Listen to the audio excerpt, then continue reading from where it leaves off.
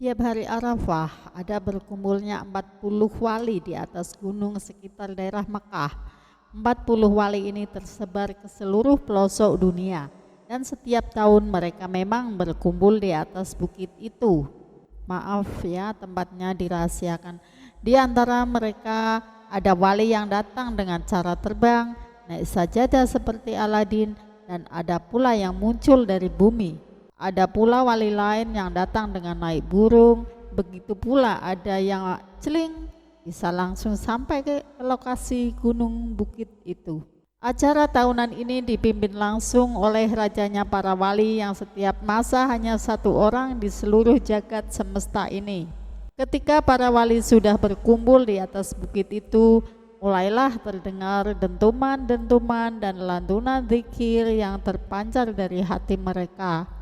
Di atas bukit itu pula para malaikat berwujud awan ikut menyemarakkan acara reuni tahunan itu, lengkap dengan hembusan angin sepoi-sepoi berlantunkan takbir, tahmid dan tahlil. Tampak dari kejauhan di bawah bukit ada orang yang nampak tidak terlalu tua, sedangkan tertatih-tatih dan sangat kesulitan ketika hendak menaiki bukit. Ini berbeda dengan wali-wali yang datang sebelumnya.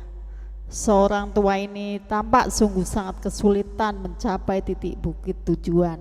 Dengan tongkatnya, dia berusaha melewati bebatuan yang terjal dan berliku. Kadang harus berhenti sebentar untuk mengatur pernafasannya. Lalu beranjak menaiki bukit lagi. Setelah sampai di puncak, gemuruh nafas orang tua ini makin nampak tersengal kecapean. Pakaiannya biasa, yakni jubah putih kecoklatan dan nampak agak kotor. Walaupun kelelahan, wajahnya selalu tersenyum. Dari wajahnya bisa dikatakan orang ini tidak gampang lian, tawadu dan sopan. Para wali yang sudah berkumpul pun menghentikan aktivitas setelah melihat kedatangan orang tua ini. Suasana tiba-tiba hening. Satu persatu para wali menyalami orang ini dengan penuh hormat dan takdim. Ahlan wa sahlan ya Habiballah ya Sultanal Aulia, ucap mereka. Ternyata orang yang tampak biasa sekali ini adalah rajanya para wali. Keramat dan kesaktiannya seakan tidak ada sama sekali, tak tampak sebagai raja. Tolong panggilkan Paidi, arah Indonesia itu suruh ke sini, ucap sang Sultanul Aulia pada para wali. Di sela-sela kerumunan para wali muncullah seorang pemuda dengan jas layaknya tentara dan peci hitam yang agak tinggi. Dari wajahnya terlihat kalau Paidi ini pemuda yang kocak. Sambil cengar-cengir, pemuda ini mendekati sang Sultan Aulia dan mencium tangannya. Setelah wali Paidi ini menghadap, sang Sultan berkata kepadanya, "Paidi, sini, aku minta rokoknya dan tolong sekalian masak air, buatlah kopi." Sambil sesekali tertawa, ternyata wali yang kemana-mana membawa rokok dan kopinya hanya wali Indonesia. Sehabis dari pertemuan di Mekah, wali Paidi kembali ke Indonesia. Ia ingin mencoba ilmu yang baru saja didapat dari temannya yang juga wali dari India, Nasir Khan. Ilmu itu disebut sebagai melipat bumi. Teman wali Paidi ini memang terkenal sakti. Seluruh biksu di India tidak dapat menandingi kesaktiannya. Bahkan biksu dari Tibet banyak orang masuk Islam setelah kalah bertarung dengan Nasir Khan ini. Ketika berangkat ke Mekah, wali Paidi nunut temannya dari India ini. Wali Paidi hanya disuruh menggandeng tangannya.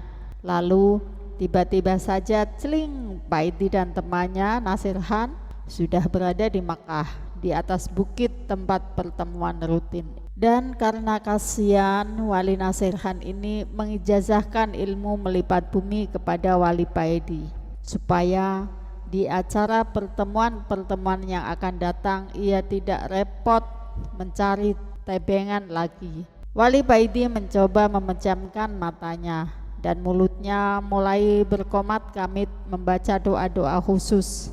Tiba-tiba tubuh wali Paidi terasa ringan. Bumi yang didudukinya terasa seperti es. Wali Paidi membuka matanya dan tampak di depannya sebuah bukit yang tertutup es. Lalu dia melihat ke bawah, ternyata bumi yang didudukinya juga terbuat dari es. Di manakah aku ini? Batin Wali Paidi. Wali Paidi berdiri melihat sekelilingnya. Semuanya tampak putih tertutup salju. Wali Paidi kemudian berjalan mengitari tempat yang belum pernah dilihat selama hidupnya. Sepi, tiada orang sama sekali. Lamat-lamat Wali Paidi mendengar ada orang yang bersenandung membaca sholawat. Dengan perlahan Wali Paidi mengikuti asal suara senandung-senandung sholawat tersebut. Dan tampaklah di depannya seekor beruang putih membungkuk di tepi sungai mencari makan ikan segar. Masya Allah, ternyata yang bersenandung itu bukan manusia, tapi beruang putih itu. Wali Paidi berhenti. Beruang putih itu menoleh kepada Wali Paidi dan berkata kepadanya, "Assalamualaikum," ucap beruang itu. "Waalaikumsalam," jawab Wali Paidi dengan penuh perasaan kaget dan heran. "Kamu Wali Paidi ya? Aku tadi dapat kabar kalau nanti ada orang yang kesasar ke sini. Namanya Wali Paidi," terang beruang itu. Setelah memakan ikan yang baru didapat, sang beruang itu melanjutkan dan berkata lagi, "Kamu jangan khawatir, memang sudah biasa. Orang belajar itu tidak bisa langsung menguasai ilmu yang baru didapatnya. Cobalah sekali lagi," kata beruang tersebut, lalu pergi meninggalkan Wali Paidi. Wali Paidi diam 1000 bahasa. Ia mendongak ke atas, melihat posisi matahari.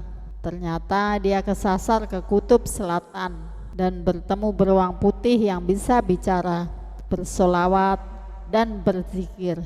Saat itu dia bekerja mencari ikan segar untuk dimakan. Setelah sholat sunnah 2 rakaat, Wali Paidi pun mulai merapal doanya kembali dan celing, entah sampai di mana lagi dia selanjutnya. Subscribe, like, dan komen. Bye bye, next video. Wassalamualaikum warahmatullahi wabarakatuh.